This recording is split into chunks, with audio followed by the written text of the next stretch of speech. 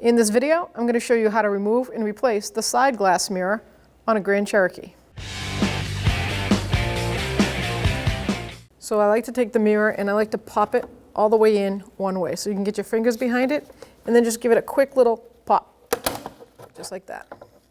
This is a heated mirror, so there's going to be two connectors on the back.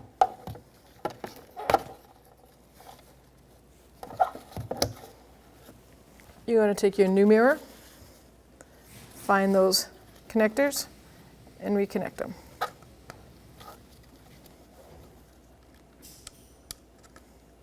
Make sure they go all the way in. And then you're going to center that round circle right on that. Let's get those wires out of the way. Like that. I put my hand right in the middle and I push. Now you're ready to go.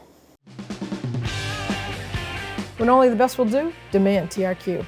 The only company that lets you view before you do. TRQ is committed to offering the highest quality aftermarket auto parts that are engineered for peace of mind.